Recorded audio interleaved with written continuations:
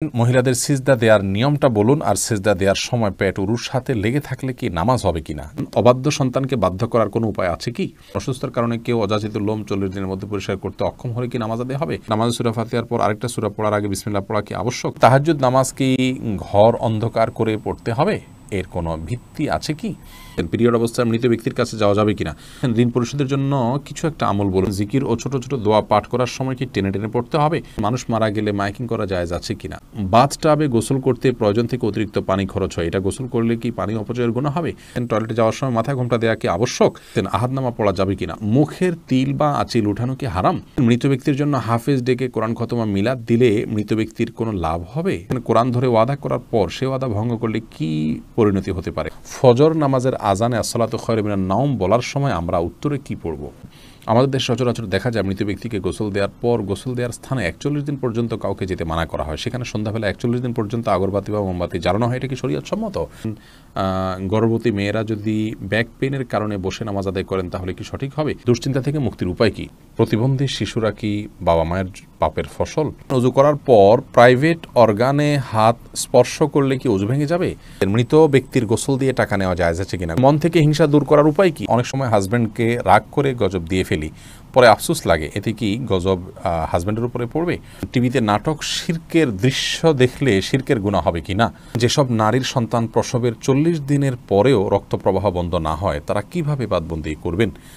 আমরা আর বিলম্ব না করে চলুন আপনাদের গুরুত্বপূর্ণ প্রশ্নগুলোর উত্তর দেওয়ার আলোকিত ভুবনে প্রবেশ করি। বেলাল, আপনি জানতে চেয়েছেন যেসব নারীর সন্তান প্রসবের 40 দিনের পরেও রক্ত প্রবাহ বন্ধ না হয় তারা কিভাবে বাদবন্দি করবেন? 40 দিন পার হওয়ার পরেও যদি রক্ত প্রবাহ বন্ধ না হয়, নেফাস বন্ধ না হয়, তাহলে সেক্ষেত্রে তারা সম্পূর্ণ স্বাভাবিকভাবে সকলে বাদবন্দিকে সম্পাদন করতে পারবেন। সেখানে কোনো আজকাল তো অনেক কিছু ব্যবস্থা রয়েছে যাতে করে ব্লাড যেখানে সেখানে না পড়ে, সে ব্যবস্থাপনা গ্রহণ করার পর তিনি এ বাদবন্দিকে স্বাভাবিক করতে পারবেন। 40 দিনের পরে আর তার ব্লিডিং হলেও তাকে নেফাসে আক্রান্ত বা এটাকে আপনার প্রসব পরবর্তী যে ব্লিডিং বলা হয়ে থাকে সেটির মধ্যে গণ্য করা হবে না। রহিমা চম্পা জানতে চেয়েছেন টিভিতে নাটক শিরকের দৃশ্য দেখলে শিরকের গুনাহ হবে কি না? শিরকের দৃশ্য দেখানো হলে সেটি আমরা যদি দেখতে থাকি আমাদের কাছে বিষয়টা সহজাত এবং স্বাভাবিক হয়ে যেতে পারে। এই জায়গা থেকে এগুলো দেখা থেকে আমাদের বিরত থাকা উচিত। শুধু নিছক ধারণার জন্য যে কীভাবে শিরক হয়ে থাকে আপনি জানলেন এবং সেটা ভয়াবহতা সম্পর্কে আঁচ করলেন যে মানুষ কীভাবে তারই নিজের হাতে করা সৃষ্টিকে কীভাবে পূজা করছে, আপনি জাস্ট ধারণা নেওয়ার জন্য দেখলে সেটি গুনাহের কারণ হবে না। কিন্তু এইভাবে অহরহ যদি আপনি দেখতে থাকেন, বিশেষ করে নাটক সিনেমাতে, আপনার হিন্দি ফিল্ম ইত্যাদিতে যদি অনবরত এগুলো প্রদর্শন করা হয়, যেহেতু হিন্দুরা এগুলো করে থাকেন তাদের সামাজিক কালচার অংশ হিসাবে, সেগুলো দেখতে দেখতে আমাদের কাছে সহনীয় হয়ে যেতে পারে। সেজন্য এগুলো দেখা ওইভাবে অ্যাভয়েড করা উচিত। মোহাম্মদ মিজানুর রহমান জানতে চেয়েছেন, আপনি একটা আলোচনায় বলেছেন রাগের মাথায় তালাক বললেও তালাক কার্যকর হয়ে যায়। এটা দেখে আমার স্ত্রী আমাকে তালাক দিয়েছে। আপনার কথার কোরআন হাদিসের আলোকে ব্যাখ্যা চাই। নবী করিম সাল্লাল্লাহু আলাইহি ওয়াসাল্লাম বলেছেন, সালাতুন জিদ্দুহুন্না জিদ্দুন ওয়া হাজলুহুন্না জিদ্দুন, 3টি কাজ মানুষ সিরিয়াসলি করলে যা হয়, দুষ্টুমি করে করলেও তা হয়, এগুলো ঘটে যায়। তার মধ্যে থেকে একটি হলো তালাক। অতএব তালাকের এই বিষয়টি খুবই সিরিয়াস, এটা স্পর্শকাতর। বিধায় রাগের মাথা তালাক দিলেও তালাক হবে। কিন্তু রাগ যদি কারণ এরকম হয় যে রাগের কারণে কী বলেছেন তিনি নিজেও জানেন না, এত বেশি রাগ হয়ে গেছে, তাহলে সেক্ষেত্রে সেটি তালাক পতিত হবে না। তবে আপনার স্ত্রী আপনাকে তালাক দিয়েছেন, স্ত্রী যদি বলেন এইভাবে যে আমি তোমাকে তালাক দিলাম, এভাবে বললে তালাক হবে না। এবং স্ত্রীর অর্পিত তালাকের যে পাওয়ার আছে সেটা তিনি কখন খাটাতে পারেন, কিভাবে সেটার প্রয়োগ করতে পারেন, এগুলো আলোচনা সাপেক্ষ বিষয়। এজন্য এই নির্দিষ্ট বিষয়ে কোনো দক্ষ আলিমের সাথে আপনি দেখা করে কোনো দারুল ইফতাতে গিয়ে আপনি আপনার বিষয়টি ফতোয়া নেবেন ইনশাআল্লাহ। এরপরে উম্মে সালমা রিহা, আপনি ইউটিউব চ্যানেলে প্রশ্ন করেছেন, অনেক সময় হাজব্যান্ডকে রাগ করে গজব দিয়ে ফেলি, পরে আফসোস লাগে, এতে কি গজব হাজব্যান্ডের উপরে পড়বে? না বোন, এর কারণে হাজব্যান্ডের উপর গজব পড়বে না। কোরআনে কারিমের এই আয়াত থেকে স্পষ্ট বোঝা যায় যে রাগের মাথায় যখন মানুষ এই ধরনের বদদোয়া দিয়ে ফেলে, আল্লাহ রাব্বুল আলামিন সেগুলোকে বাস্তবায়ন করেন না। এবং তবে এটি একটা অন্যায় কাজ। মুমিন কখনো কথায় কথায় অভিসম্পাতকারী হতে পারে না। নবী করিম সাল্লাল্লাহু আলাইহি ওয়াসাল্লাম বলেছেন, ঈমানদার কখনো লাআন হয় না, লাআনত করবে, অভিসম্পাত করবে, বদদোয়া করবে কথায় কথা, এটি ঈমানদারের চরিত্র নয়। অতএব সবর এবং ধৈর্যের পরাকাষ্ঠা প্রদর্শন করতে হবে ভালো ঈমানদার হওয়ার জন্য। এরপরে মনিরা মনি জানতে চেয়েছেন মন থেকে হিংসা দূর করার উপায় কি। কারোর প্রতি যদি হিংসা হয় তার জন্য বেশি বেশি দোয়া করবেন, তাকে বিশেষ উপঢৌকন দিবেন, হাদিয়া দিবেন, তার কল্যাণ চেয়ে আল্লাহর কাছে আরও বেশি দোয়া কামনা করবেন, দোয়া করবেন। এগুলোর মাধ্যমে ইনশাআল্লাহ মন থেকে আপনার হিংসা দূর হবে। এগুলো শুধু পরামর্শ, কোরআন হাদিস থেকে বাতানো কোনো আমল নয়। সেই সাথে আপনার অন্তরকে পরিচ্ছন্ন করবার জন্য আল্লাহ তাআলার কাছে দোয়া করবেন। আল্লাহুম্মা তাহির কলবি মিনান নিফাক ওয়া আমালি মিনার রিয়া ওয়া লিসানি মিনাল কিযব ওয়া আইনি মিনাল খিয়ানা। এই সমস্ত দোয়াগুলোতে আমাদের অন্তরকে পরিচ্ছন্ন করা, বিভিন্ন অঙ্গ প্রত্যঙ্গকে গুনাহ থেকে পরিচ্ছন্ন করার জন্য আল্লাহর কাছে সাহায্য চাওয়া হয়। সেভাবে আল্লাহর কাছে আমরা সাহায্য চাইব। আর যার প্রতি হিংসা হয় চিন্তা করবেন যে এটি আল্লাহর ফয়সালা। আপনি যদি তার হিংসা করেন তাহলে কেমন যেন আল্লাহর ফয়সালাকে আপনি মানছেন না, কেমন জানি আল্লাহর ফয়সালার বিরুদ্ধে আপনি অবস্থান নিচ্ছেন। এটি অত্যন্ত গর্হিত এবং জঘন্য একটি বিষয়। সেটি আমরা যখন চিন্তা করব, কল্পনা করব, ভাববো, তখন ইনশাআল্লাহ বিদিনিল্লাহ বিষয়গুলো আমাদের কাছে সহনীয় হবে, সহজ হবে। আমাদের মধ্যে আর হিংসা থাকবে না যে আল্লাহ তাকে দিয়েছেন, এতে আমার খারাপ লাগবে কেন, আল্লাহ পছন্দ করেন দেখেই তো দিয়েছেন। অথবা আল্লাহর ফয়সালা আমার আপত্তি থাকলে তো ইমান নিয়ে টানাটানি হবে। হ্যাঁ, আল্লাহ আমাকেও দেখ, সেটি ভিন্ন বিষয়। আবু বকর সিদ্দিক ওয়াইজ এআডি থেকে আপনি জানতে চেয়েছেন মৃত ব্যক্তির গোসল দিয়ে টাকা নেওয়া জায়েজ আছে কিনা। গোসল দেওয়াটা মুসলিমদের কর্তব্যের অংশ, দাফন, গোসল, কবর দেওয়া। এই জন্য এগুলো দিয়ে কোনো মানুষ সেগুলো করে টাকা নেওয়াটা তার জন্য উচিত নয়, এটা জায়েজ নয় তার জন্য। নামাজে সূরা পড়ার ব্যাপারে কি ধারাবাহিকতা মানতে হয়? ধারাবাহিকতা রক্ষা করা উত্তম, ভালো। যদি কোনো কারণে ধারাবাহিকতা বিচ্ছিন্ন হয়ে যায়, ওলামা ইকরাম সেটাকে মাকরুহ বলেছেন, অপছন্দনীয় এবং অনুচিত বলেছেন। তবে স্বাভাবিক অবস্থায় ধারাবাহিকতা রক্ষা করা উচিত। এরপরে আবু সিদ্দিক হানিফ জানতে চেয়েছেন ঘরে বিড়াল থাকলে নাকি নামাজ হয় না, এটা কি সত্য কথা? না, এটার কোনো ভিত্তি নেই। ঘরে বিড়াল থাকলে নামাজ হবে না কেন? নামাজ হবে। আর দীপু জানতে চেয়েছেন অজু করার পর প্রাইভেট অর্গানে হাত স্পর্শ করলে কি অজু ভেঙে যাবে? ইমাম আবু হানিফা রাহিমাহুল্লাহর মত অনুযায়ী অজু ভাঙবে না, এবং এর সপক্ষে অনেকগুলো দলিল এবং যুক্তি আছে, বিভিন্ন স্পষ্ট হাদিস রয়েছে। যদিও অনেক ইমামদের মতে যদি কোনো আড়াল ছাড়া স্পর্শ মানে সরাসরি স্পর্শ করেন তাহলে সেক্ষেত্রে অজু ভঙ্গ হবে। মোহাম্মদ মোজাম্মেল হোসেন আপনি জানতে চেয়েছেন প্রতিবন্ধী শিশুরা কি বাবা মায়ের পাপের ফসল?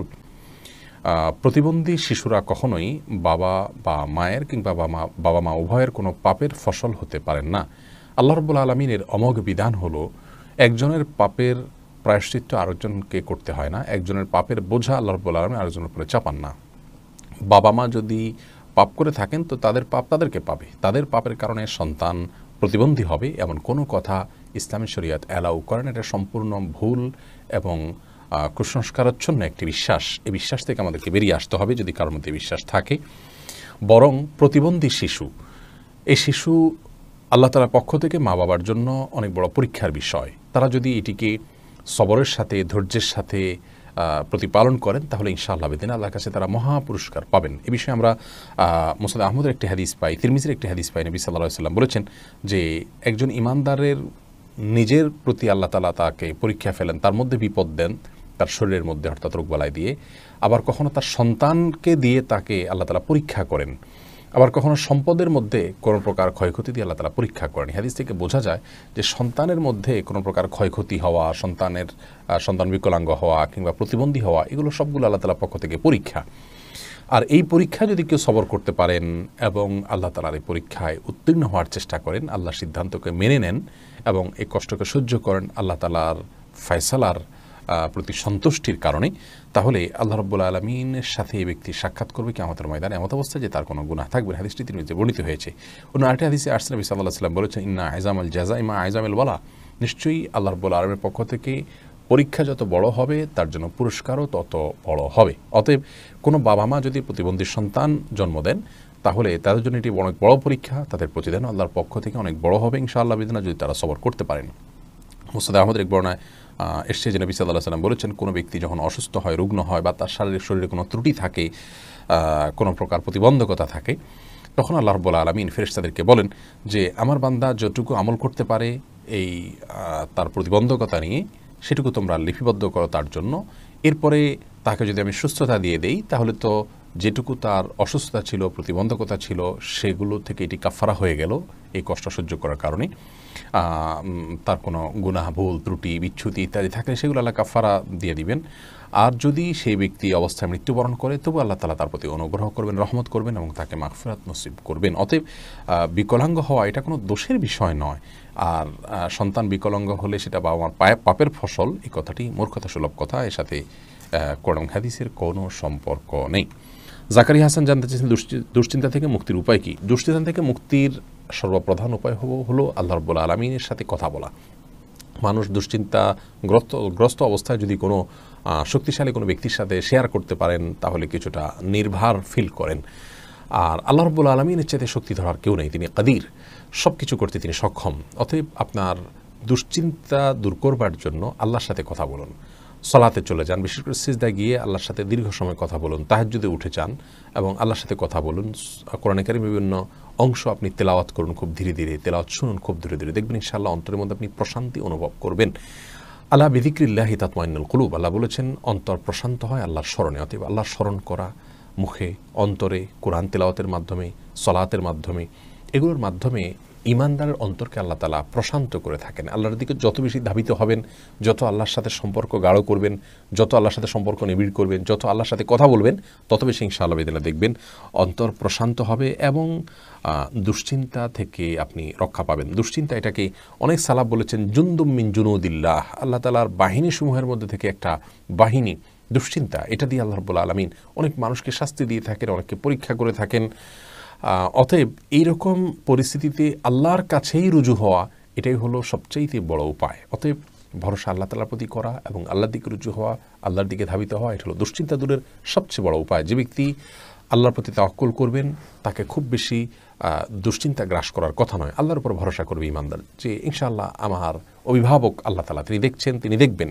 এটি যখন করবেন ইনশাআল্লাহ আপনার মধ্যে আস্থা জায়গাটা তৈরি হবে। যদি কোনো মানুষ তার তাওহীদ খুব মজবুত থাকে, আল্লাহর প্রতি আস্থা এবং ভরসা তার খুব মজবুত থাকে, তিনি জানেন যে আল্লাহ ছাড়া কেউ ক্ষতি করার কোনো ক্ষমতা রাখেন না, আর আল্লাহ যা লিখেছেন তা খণ্ডাবার করার ক্ষমতা নেই, এই বিশ্বাস যদি কারো মজবুত থাকে, তাহলে কোনো পেরেশানিতে তিনি খুব বেশি ভেঙে পড়ার কথা নয়। যার ঈমান যত মজবুত, তিনি তত পেরেশানিতে শক্ত থাকতে পারেন। আল্লাহ তাআলা আমাদেরকে সহজ করুন এবং সহায় করুন। আশরাফুল হক শুভ, আপনি জানতে চেয়েছেন আমাদের দেশে সচরাচর দেখা যায় মৃত ব্যক্তিকে গোসল দেওয়ার পর গোসল দেওয়ার স্থানে 41 দিন পর্যন্ত কাউকে যেতে মানা করা হয়, সেখানে সন্ধ্যাবেলা 41 দিন পর্যন্ত আগরবাতি বা মোমবাতি জ্বালানো হয়, এটা কি শরীয়ত সম্মত?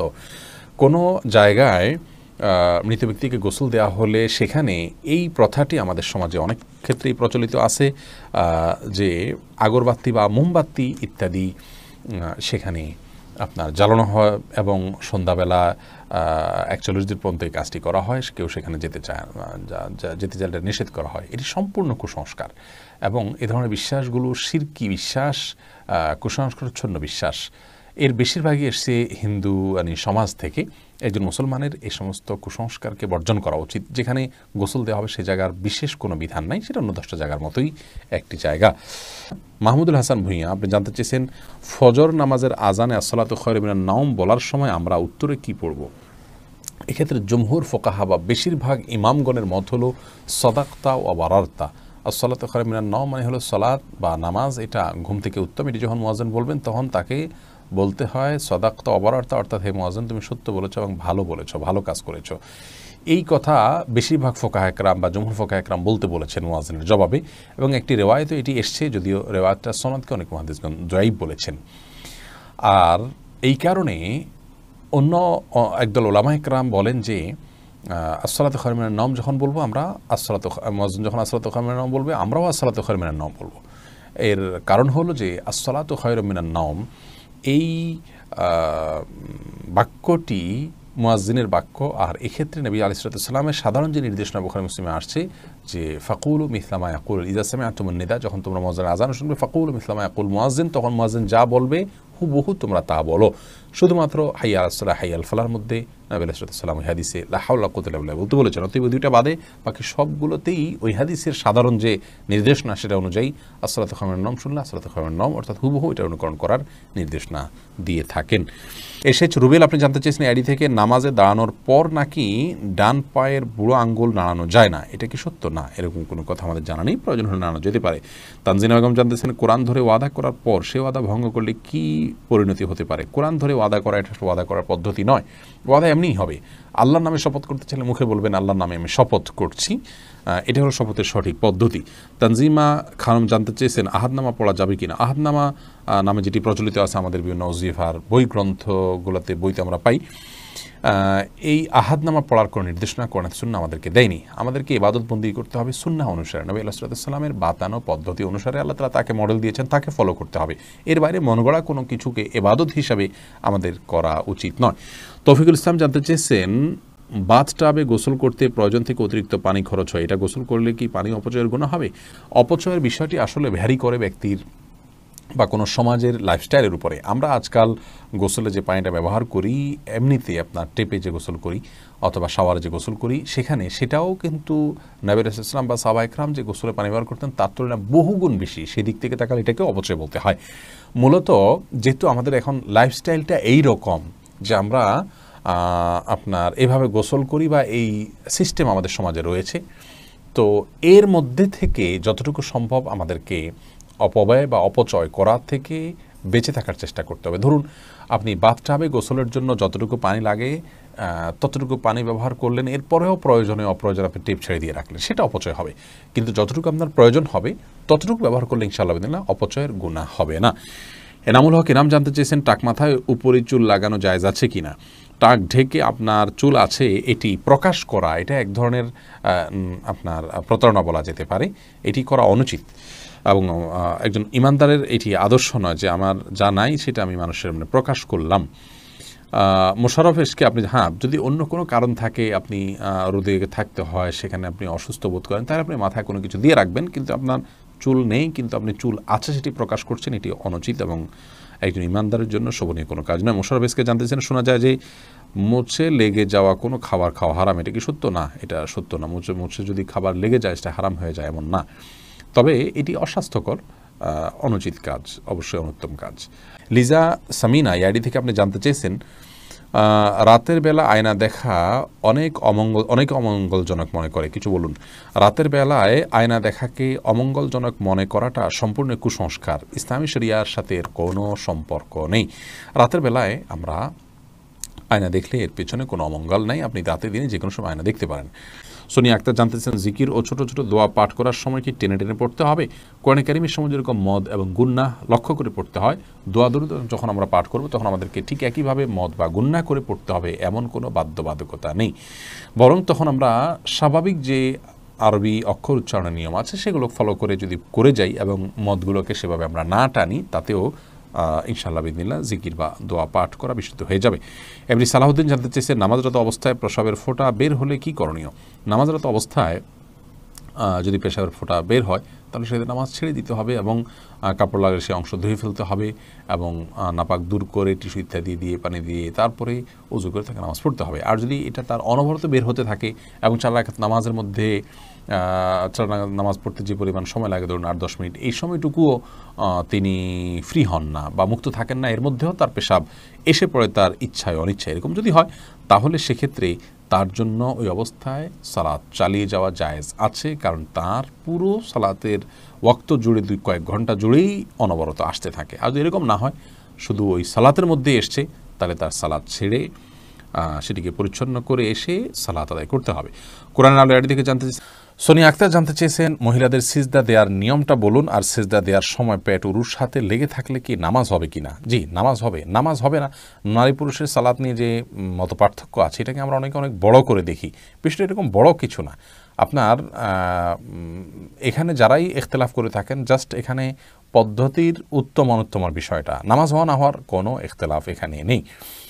ঋণ পরিশোধের জন্য কিছু একটা আমল বলুন। ঋণ পরিশোধের জন্য সবচেয়ে বড় আমল হলো আল্লাহ তাআলার কাছে সাধারণভাবে দোয়া করবেন, চাইবেন, প্রার্থনা করবেন এবং আপনি সর্বোচ্চ চেষ্টা চালাবেন ঋণ পরিশোধের জন্য। আমাদের অনেক ভাইরা আছেন, নিজের জমি আছে, স্থাবর অস্থাবর অনেক মূল্যবান সম্পদ আছে, সেগুলো দিয়ে ঋণ পরিশোধ করতে চান না। তিনি চান যে ঋণ পরিশোধের জন্য তার সাধারণ উপার্জন থেকে অনেক টাকা হয়ে যাক, অলৌকিকভাবে চলে আসুক, আর তিনি সেটা দিয়ে ঋণ পরিশোধ করে দেবেন। এটা সম্পূর্ণ ভুল একটা পদ্ধতি।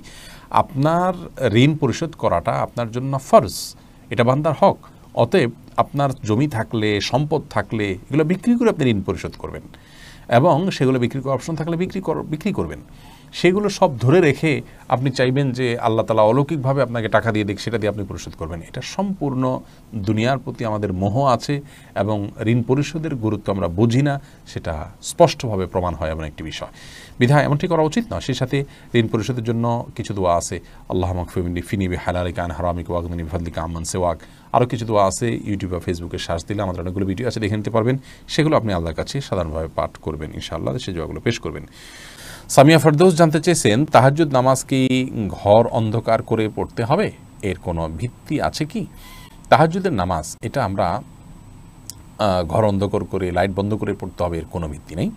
বরং সেটা আপনার যেভাবে সেভাবে আদায় করতে পারেন। আপনার মনোযোগের জন্য আপনি যদি আলো আধার করে নিতে পারেন, ডিম আলো করে নিতে চান, তো সেটি করতে পারেন, কোনো অসুবিধা নেই। তবে অন্ধকারেই পড়তে হবে এমন কোনো বাধ্যবাধকতা বা নিয়ম নেই। লামিয়া রহমান মোমো জানতে চেয়েছেন, মুখের তিল বা আঁচিল উঠানো কি হারাম? মুখের যে তিল বা আঁচিল আছে এটা যদি দৃষ্টিকটু হয় এবং আমাদের জন্য নানান দিক থেকে ত্রুটিপূর্ণ হয় তাহলে সেটা তোলা যেতে পারে। তবে আপনার আজকাল এই যে সূক্ষ্মভাবে লোমগুলো তোলা এবং এই জাতীয় অনেকগুলো কাজ আছে, যে কাজগুলো আপনার শোভাবর্ধনের নামে আমরা করে থাকি, সেগুলো করা যাবে না। সাদিক জানতে চেয়েছেন, মানুষ মারা গেলে মাইকিং করা জায়েজ আছে কিনা? মানুষ মারা গেলে তার মৃত্যুর সংবাদটা শুধু প্রিয়জনদের জানানো হলো যে তিনি মারা গেলেন, এটুকু মানুষকে জানানোতে দোষের কোনো কিছু নেই। তবে এটা নিয়ে দীর্ঘ আলোচনা আছে, এটা নিয়ে আমরা ইনশাআল্লাহ দিনে কথা বলবো ভিন্ন কোনো ভিডিওতে। মোহাম্মদ মুস্তাকিম জানতেছেন, ব্যাংকে চাকরি করা কি হারাম? ব্যাংক যদি সুদী হয় তাহলে সেখানে সুদের সাথে সরাসরি সম্পর্ক থাকলে সে চাকরি করা তো অবশ্যই হারাম হবে। খন্দকার ফয়সাল ইসলাম লিমন জানতে চেয়েছেন, গর্ভবতী মেয়েরা যদি ব্যাক পেইনের কারণে বসে নামাজ আদায় করেন তাহলে কি সঠিক হবে? জি, দাঁড়া যদি স্বাভাবিকভাবে নামাজ পড়তে গেলে ব্যাক পেইন হয় তাহলে সেটা এবং সেটা অসহনীয় হয়, কষ্টকর হয়, রিস্কি হয়, তার জন্য পড়ে যাওয়ার আশঙ্কা থাকে, তাহলে তিনি ইনশাআল্লাহ বসে সালাত আদায় করতে পারবেন। যদি দাঁড়াতে পারেন তাহলে দাঁড়ানোর অংশটুকু দাঁড়ায় সালাত আদায় করবেন, এরপর রুকু সিজদা করাটা তার জন্য কষ্টকর হলে পরে বাকি অংশটা চেয়ারে বসে সালাত আদায় করবেন। আর যদি এটুকুও কষ্টকর হয় তাহলে পুরোটুকুই বসে সালাত আদায় করতে পারেন। আয়েশা সিদ্দিকা জানতেছেন, ফেসবুকে মৃত ব্যক্তির ছবি দেওয়া বারবার কতটুকু শরীয়ত সম্মত? বিনা প্রয়োজনে এটা না করাই উচিত, তবে এটাকে হারাম আমরা বলতে পারবো না সরাসরি। রাকিব হাসান জানতেছেন, অসুস্থতার কারণে কেউ অযাচিত লোম 40 দিনের মধ্যে পরিষ্কার করতে অক্ষম হলে কি নামাজ আদায় হবে? অসুস্থতার কারণে বা কোনো ওজোর কারণে যদি হয়ে থাকে আদায় হয়ে যাবে ইনশাআল্লাহ বিদিনিল্লাহ। আসমাউল হোসনা ফেনু জানতে চেয়েছেন, পিরিয়ড অবস্থায় মৃত ব্যক্তির কাছে যাওয়া যাবে কিনা? যাওয়া যাবে, এতে কোনো অসুবিধা নেই। কাকুলি শেখ জানতেছেন, সাহসিদ্দাতে কি সেজদার তাসবিহ পড়বো? জি, অবশ্যই আপনি সেজদার তাসবিহ পড়বেন। রোশনার খাতুন জানতে চেয়েছেন, মৃত ব্যক্তির জন্য হাফেজ ডেকে কোরআন খতম মিলাদ দিলে মৃত ব্যক্তির কোনো লাভ হবে? মৃত ব্যক্তির জন্য হাফেজ ডেকে কোরআন খতম পড়া, মিলাদ পড়া কোনো শিক্ষা ইসলাম দেয়নি। এটি সম্পূর্ণ আমাদের দেশীয় সংস্কৃতি বা আঞ্চলিক সংস্কৃতি বা আমাদের বানানো সংস্কৃতি। মৃত ব্যক্তি নিজে তেলাওয়াত করলে তার সব তিনি পাবেন, আমরা তেলাওয়াত করলে তেলাওয়াত করে তার সব তার জন্য পৌঁছাতে চাইলে সেটি অনকল আমার মতো জায়েজ আছে।